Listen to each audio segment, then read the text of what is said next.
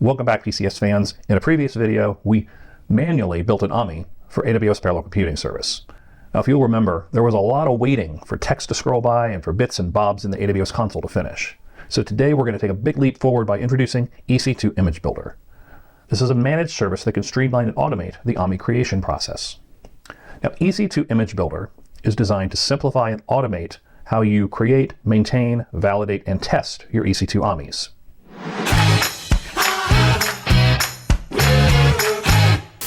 Because it's a managed service, it's got a few key benefits. The first is improved security. Regular automated builds can help ensure that your AMIs have the latest security patches and software versions. The second is consistency. So standardized build processes can lead to more reliable and reproducible software environments. This is really important for supporting reproducible science and engineering. Next is reduced operational overhead. As a managed service, EC2 Image Builder automates a lot of the underlying infrastructure for you. This allows you to focus on what goes into the image rather than how it gets built. So to get oriented, let's look at the main image builder primitives. So most of the ideas that you're going to hear are going to be familiar, but it can help to learn how those ideas map to their managed service implementations. So first, we have pipeline. So a pipeline is the overarching backbone of the AMI creation process. It orchestrates the whole workflow from start to finish. For instance, you might set up a pipeline that builds a new AMI every week, incorporating the latest security updates and updates to all your custom software. But the thing is, a pipeline is stitched together from all the other EC2 Image Builder primitives. You build those first, and you compose them into a pipeline. So that brings us to recipe. Think of a recipe as a blueprint for your AMI. It defines the source image and a sequence of components, A, B, C, and D, that get added to the AMI. So for example, you could have a recipe that starts with an Amazon Linux 2 base image as your organization's standard security setups, then takes a few extra steps to install all the HPC-specific software. You do all of that in a recipe. Components. These are the individual build and test steps in your recipe. They can install software, configure settings. You can even use them to run tests. So for example, you can have components that install a bunch of AWS stuff, configure the system for HPC workloads by putting some applications in place, and then, before you bake the AMI, you can run some performance benchmarks and make sure that everything's working okay. Next, we have infrastructure configuration. The infrastructure configuration sets the EC2 instance types that are used to build the AMI. You might choose a GPU instance for builds that involve machine learning frameworks, or for HPC workloads, you can use the instance type selection to specify a certain vendor, like AMD or Intel, or the chip generation that gets used for the software builds. And we know that this stuff is really important for HPC applications. Distribution settings. These control what happens to your AMI after it's built.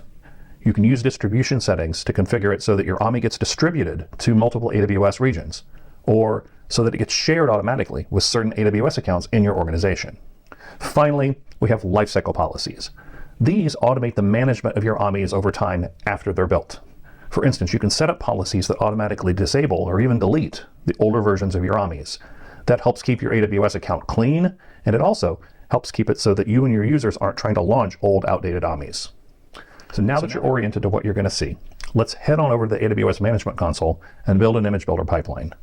This pipeline is going to be pretty simple. It's just going to update the operating system and the installed packages, and then it's going to build an AMI. Okay, so here we are in the EC2 Image Builder console. We're going to create an image pipeline. This basically will roll up all the various steps. You can do these individually, but there is a nice little wizard interface that lets you go through all of the steps at once. So let's start by giving our pipeline a name. Call it demo. Real sophisticated. You can choose when it gets built. You can schedule builds. You can use cron. You can tell it to just build manually. You choose a recipe. Remember, a recipe is a blueprint for your AMI. We don't have any recipes, so we're going to create one. We're building a Amazon machine image, not a Docker image, so that's what we choose. We give our recipe a name. It's got to have a semantic version, 1.000. And now we select the base image that it comes from. So you can select manage images. These are managed by the EC2 Image Builder team. You can also provide marketplace images, a custom ID, or even import a base image. We're going to go real simple and just pick Amazon Linux. And now we pick our Amazon Linux 2 version. We want x86, kernel version 5. If we wanted to build for Graviton, we'd build ARM64. We definitely want to use at least the kernel 5 or higher. Down here, we pick our components. So these are going to go into the recipe that gets built in this pipeline. Key thing I want you to take away from this is that AWS provides a bunch of pre-built managed components. These kind of do basic stock and trade stuff around image building. The one that we care about the most is update Linux. This is basically going to run yum update y, update basically anything that needs to be updated. And then let's add reboot. Okay, and if this was not in the right order, you can drag the ordering here, but it actually makes sense to update and then reboot. Once the reboot has happened, then the AMI will get created. Note there's also tests that you can build, tests that you can include. These are pretty handy. You can test for, you can test whether the system can reboot. You can test whether the EBS is working correctly, whether SSH is working correctly. I'm not going to include any of these right here. Down here in storage volumes, this sets the default root volume size for your AMI. If you know you're going to be doing a lot of work and you don't want to have to worry about resizing later, make this bigger. For now, we're just going to leave it at 8 gigs. You define the image creation process. I don't have anything to say about this. Infrastructure configuration.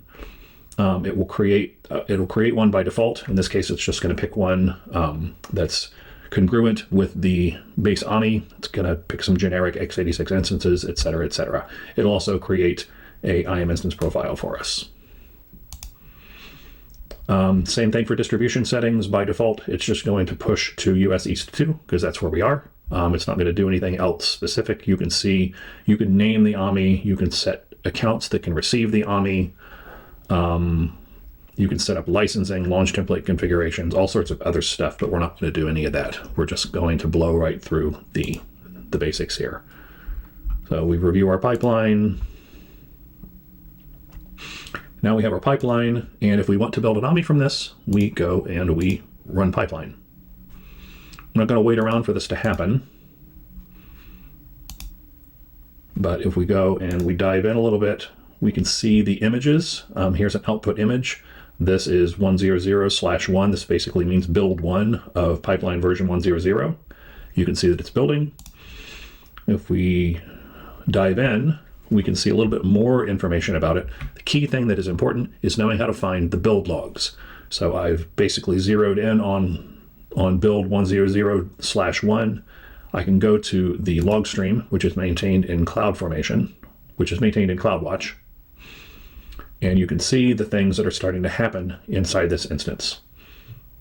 And that's basically all that we really need to know. Okay, so this is how to build a basic pipeline. You can also go back to Image Builder. We're not going to do this. And you can actually manage the specific infrastructure configurations, the specific components, specific recipes, workflow settings, lifecycle policies, etc. These are all reusable. So if you have one that you really like, you can use it across pipelines, etc., etc. Super handy, super composable, something that I quite like about Image Builder. If you enjoyed this tech short, please give us a like and consider subscribing to the channel. If there's a topic you want us to focus on, reach out to us at askhpc@amazon.com. We want to make it easier for scientists and engineers to solve the world's hardest problems. We think the cloud can help by giving them access to powerful tools of any shape and size whenever they need them. And that's where you come in. Let us know what you need. We'll see you next time.